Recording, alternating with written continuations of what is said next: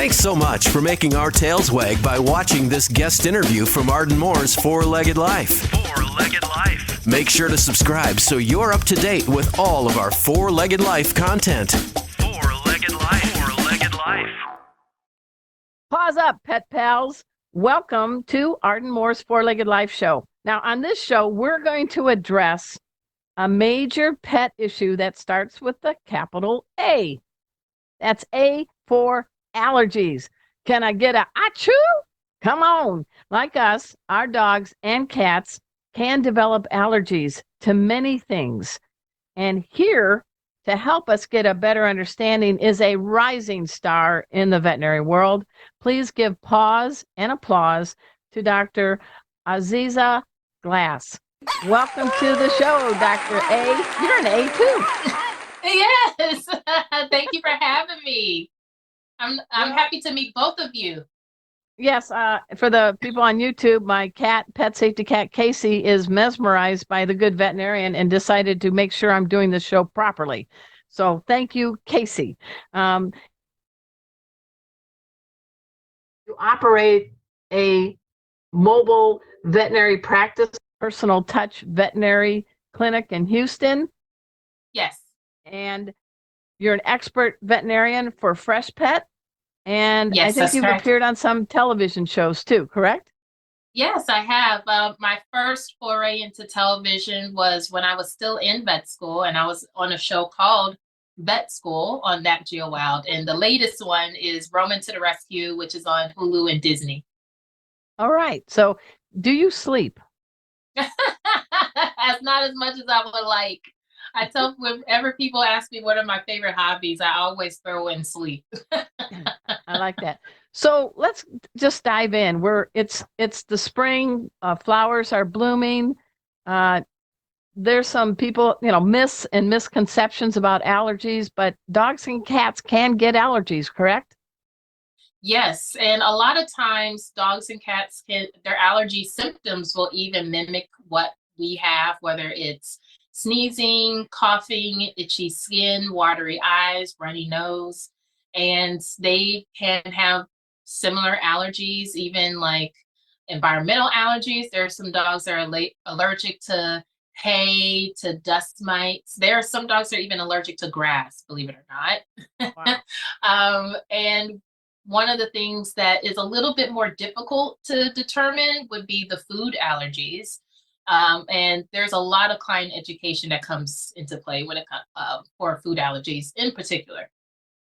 Yeah, let's talk about food, and then we'll go into things outside and the dust that we forgot to dust our furniture, and now our dog is sneezing.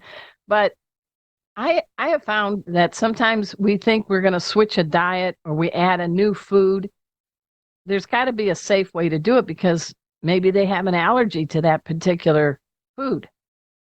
Right. And so whenever you are introducing a new diet to your pet's daily routine, we always recommend to slowly transition them to the new food. So if you do something abruptly, like they've been on this particular diet for 7 years, and then you just switch to a new diet cold turkey, a lot of times it will cause indigestion. It will cause diarrhea. It will cause vomiting or stomach aches. So we typically tell folks to transition slowly over a period of 5 to 7 days. And that means it's just slowly introducing a little bit more food. So if you have... It's called, is it the 3-3-3 plan? Do you know what that is?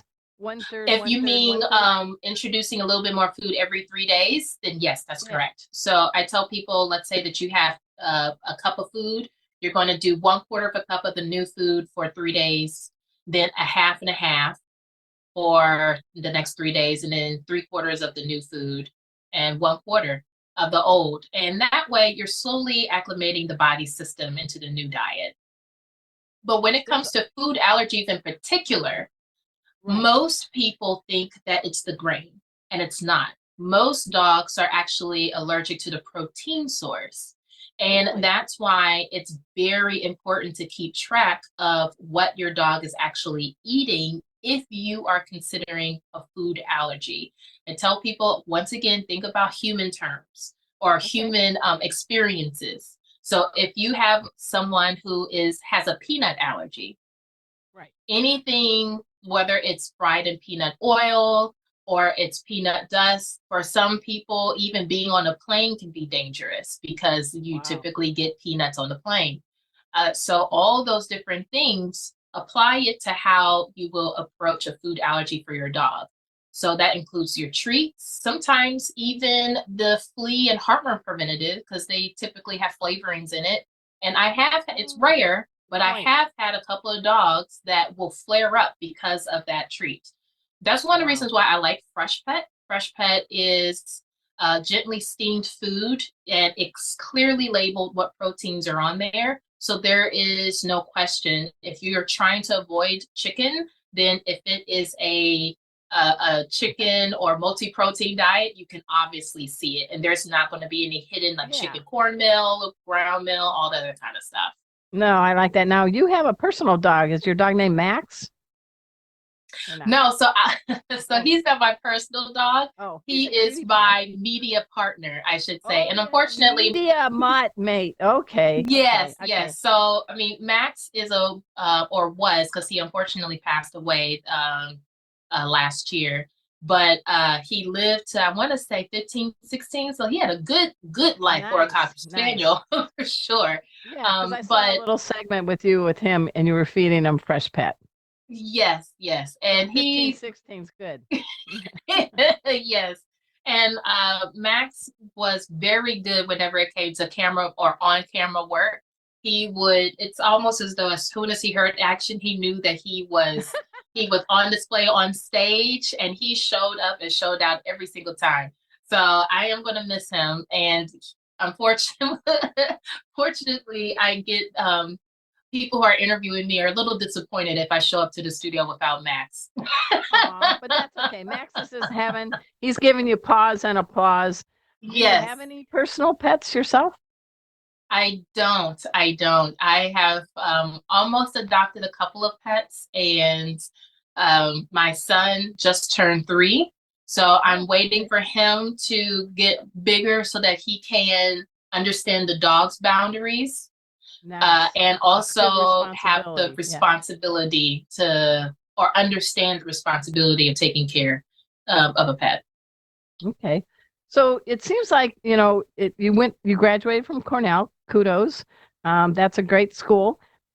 You have to be like a pet detective as a veterinarian, don't you? Trying to pinpoint what is the allergen that's causing these symptoms.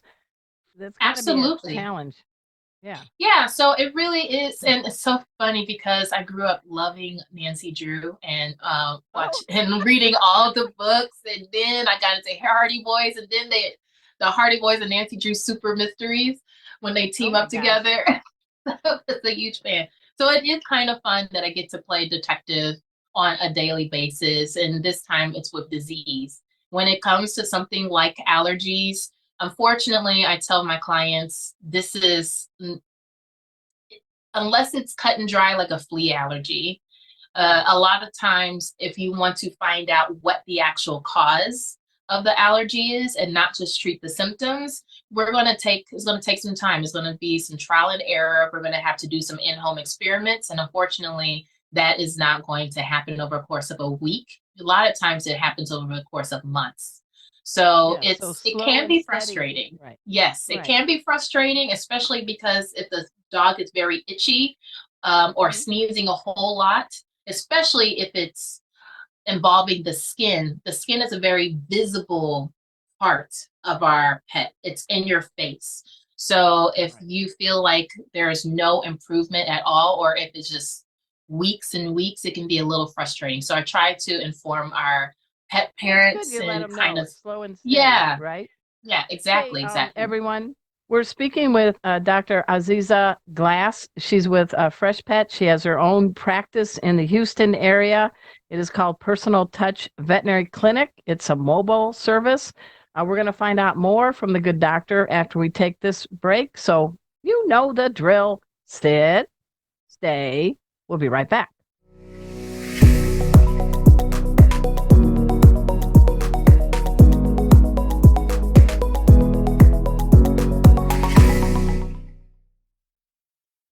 Welcome back to Arden Moore's Four-Legged Life Show. Yep, it's me, Arden Moore. I'm having a good time talking to Dr.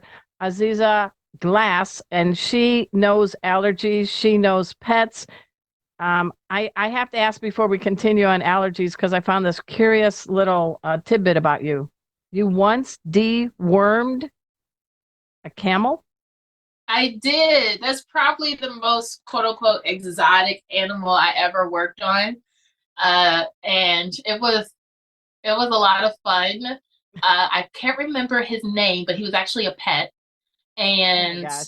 he was a year, I think he was a year or less than 2 years old for sure. And he was already towering over me, Oh just my being gosh. and still being like a kid camel. So it was a lot of fun. I was so nervous that he was gonna spit on me or like some other stuff that you hear about camels and llamas, but Where he was didn't. this? Where was Huh? this? Where Oh, this was this? was still in upstate New York. This was in Ithaca. And the Wow. owner of the camel actually has a long history of working with the vet school. Whenever there's open house, she'll bring one of the camels so that the Of course. people from the community get to see the camel up close. And so I ended up going onto her property and doing essentially a large animal house call appointment, and I got to meet him and meet this baby camel who was still twice as big as me. Well, I just wanted to, and I wish this show was being recorded on Wednesday because we could say hump day, but it isn't. It isn't. I know. So Missed we talked about, opportunity.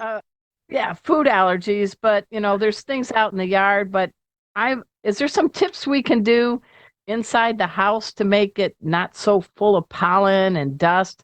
I'm not making everybody suddenly, pass military inspection for cleanliness, but do you have any tips on how we can reduce that sort of thing that could make pets allergic and sneeze?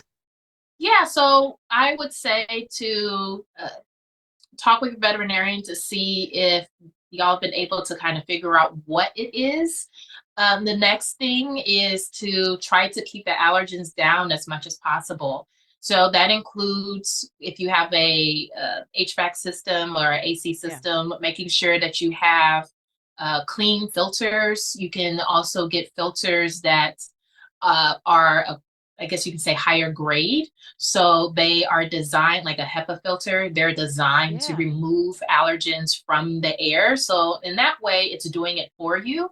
The other thing is to vacuum regularly. So especially if your pets are allergic to dust or dust mites, making sure that it is vacuum, that you change out the filters on those vacuums as well. And Mhm. there are some people who will take it even a step further and get actual filters for their house. I guess you can say they're like their own standalone filters that you could put, or a filter system, air filter system that you could put in a room, in a particular room or something like that. I actually got that for myself. We You recently did. moved into a new townhome, and I felt as though we were getting a little too stuffy nose. Oh, yeah. And so I said, let's just go on and get these filters. We put them there, and it's helped. So if it helps for the humans, it's going to help you for your pets because they still have lungs, they still have nose, Well, and they still I have an know, immune system.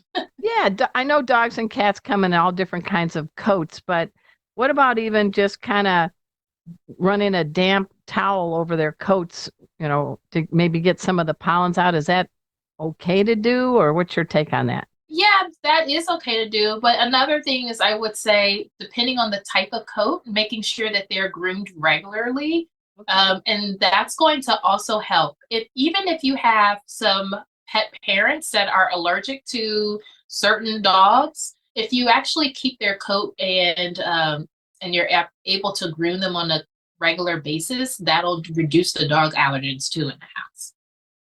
And what I like about you is, yes, you have your AVMA, DVM degree, but you've been also you're a member of the American Academy of Veterinary Acupuncture Society and the traditional Chinese veterinary medicine. So you're sort of an integrative veterinarian. Is that Yes, true? that is actually my specialty. enjoy integrative medicine. I think that there is good pros and cons to both styles of medicine. And I like being able to put them together to make a more, I guess you can say, robust, creative treatment plan that's very tailored to the individual pet. So give me an example of maybe something from the Eastern medicine world that might be helpful for pets dealing with allergies. Oh, absolutely. So let's say, for instance, we have a pet that has a history of, we'll talk about food, that has a history of food allergies. It presents in chronic diarrhea. That's not necessarily bad, but it's, it's not, it makes it a little difficult to pick up, kind of thing, which is not what pet parents appreciate. So when I see the pet, I'm going to do my physical exam. I'm still going to do whatever blood work I think is necessary, or fecal test with whatever is necessary. That's where the standard or conventional or Western medicine comes into play. But when it comes to the treatment, depending on what the results are of the different tests, I will say, let's do a trial of a different protein diet. So if they've normally been on chicken, then I'll, for instance, mention Fresh Pets, bison and beef recipe. Okay.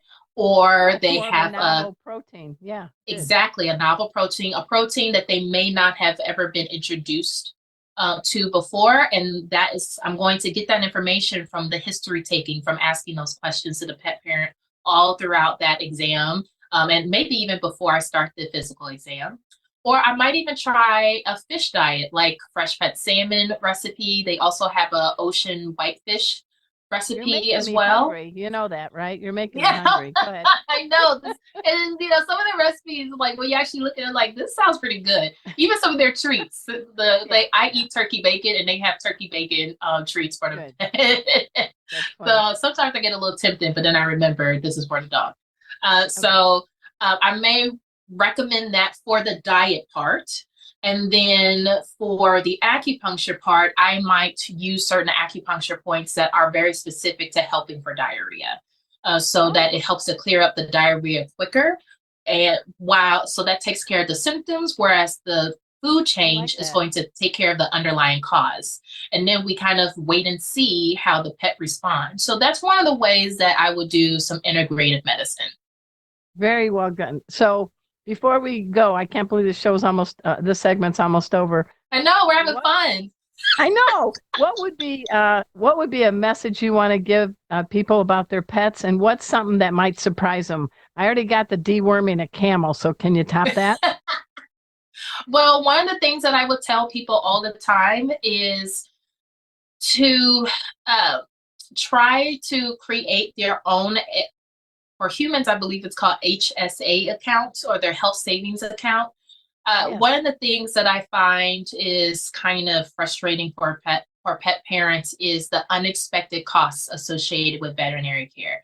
And the difference between veterinary medicine and human medicine is that most humans have some type of medical insurance, right?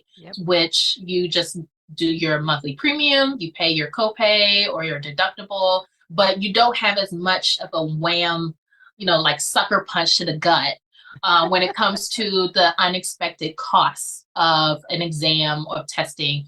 And veterinary medicine, it's a lot of times directly out of pocket. So I always want to tell folks and inform them about pet insurance, which is the closest you can get to medical insurance for your pets.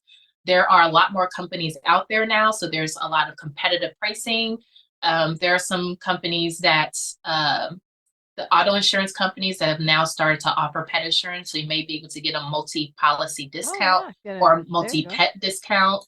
I'm not going to mention them because, that's advertisement, and they're paying me for that. Out of time. But and what's a superpower you have that people may not realize? I mean, can you knit blindfolded? I don't know. What's some that might surprise people? Ooh, no one has ever asked me that question before. What is my super power? Wordle every day, and get it in the second try. I mean, so a lot of people may not know that I know how to play an instrument. I actually know how to play 2 instruments. The piano is something that a lot of people know how to play, but no one ever guessed the second instrument. And I will give you 3 tries to guess. Okay, go. The second instrument, and I will give you 2 hints. Okay. Well, you want to guess first, and then I'll give you a hint. Glockenspiel. No. Okay. You want the first hint? Yeah. It's made. One of the components that it's made of is wood. Marimba? No. You want the second hint? Yes, ma'am. It also has a lot of strings. Oh, a cello? No. Oh, a harp? No, I don't know. Yeah, it's a harp. Well, dang it. All right. Hey, you did get it. Good job. All right. Hey, you have a big heart and you also play the harp and you've dewormed camels. I say you're having a great life there, Dr. Aziza Glass. How do people find out more about you? So they can find out more about me by literally Googling me, Aziza Glass, or on my social media. It's for all the platforms. It's at Aziza Glass. And another thing, we didn't quite talk about it, but Personal Touch Veterinary Clinic is something that I own for a while, for several years, but I'm actually in the process of opening a brand new clinic. So Personal Touch will essentially be absorbed, and it's called CALM, CAWLM, or Complete Animal Wellness and Longevity Medi-Spa. So it is a veterinary clinic that is specializing and focusing on integrative medicine.